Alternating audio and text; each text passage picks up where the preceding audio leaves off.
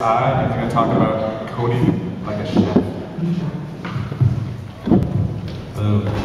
Alright, yeah, thanks. My name is Baugues. I'm with a company called Table SI. We're about a 25-person Rails shop over in the West Loop.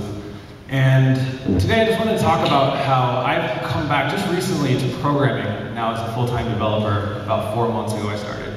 And how I've been taking lessons from the kitchen and applying to my coding practice. And in particular, I want to talk about this one idea. This is my best friend, Renee Delio. Renee and I met about 7 years ago, and we both moved to Chicago fairly randomly. We ended up in an apartment building that was friendly to people who had questionable credit history. And he moved here because he's a chef, and he had heard about this restaurant, Alinea, that was opening up. And so he sent the chef his resume time after time, and eventually after about a year, he got in. Today, Alinea is the 7th best restaurant in the world, and Renee's been with the company now for 6 years. They opened up a new restaurant called Next last year, and he's currently the sous chef and second in command there. While I lived with Renee for 4 years, he taught me how to cook. So I like to say I'm not actually a professional chef, but I am professionally trained.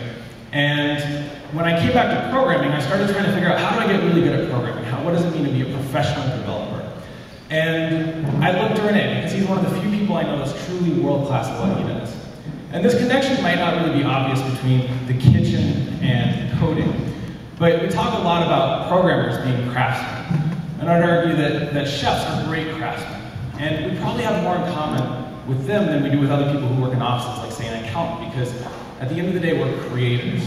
And we build products for a finicky customer base that have no idea how it's actually made. And we talk about mentorship and apprenticeship, etc.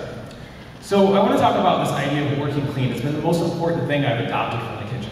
Thomas Keller is one of the best chefs in the world, says, working clean is a skill to develop. We call it mise en place, French literally for put in place.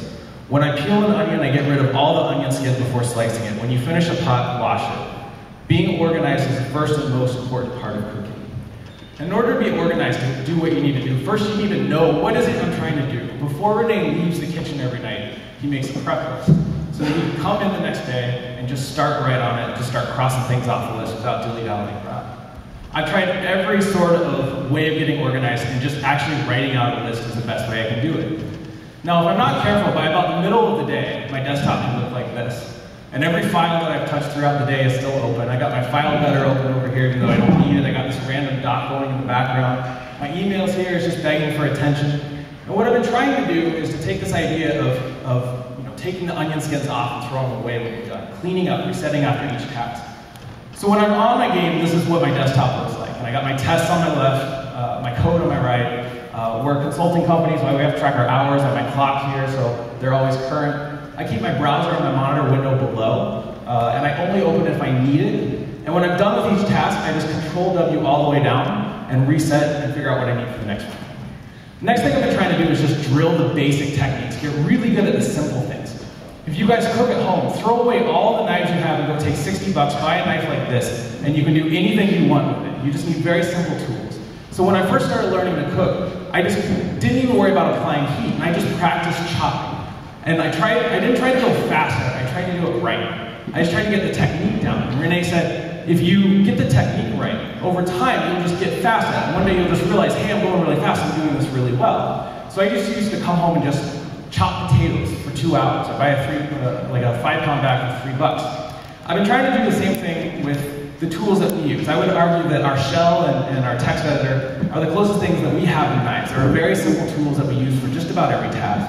And I believe it was Brian yesterday gave a great talk about Z shell, and it was just, why don't we know more of that stuff? So I've been trying to drill these things.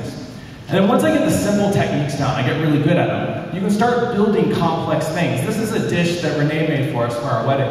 And it looks very complicated and composed, but no individual component of this was actually difficult to make. It's just a combination of very simple techniques that any culinary student would learn in the first few weeks. So he just sliced potatoes thin, he roasted them, he made some green beans, he threw some pork in the oven, and then once he had perfectly executed on each one of these very simple ingredients, then he just layered them on top of each other. There's nothing inherently complicated about this dish, it's just the complexity comes by layering simple ingredients and simple techniques. I made this code intentionally as small as possible because I don't want you to actually worry about what the code says. This is active record code from the Rails base with all the comments stripped out. But you can see that each method is very, very simple. Even as a fairly new Ruby developer, you can come into this and understand what each thing's doing. Yet when we combine all these simple methods into an object, and when we combine those into a framework, we can do great things.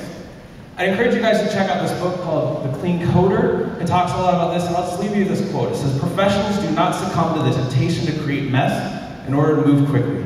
Professionals realize that quick and dirty is an oxymoron. Dirty always means slow." If you want to read more about this idea, you can check out codelikeachef.com, and you can find me at GreggyB at Twitter. Thank you.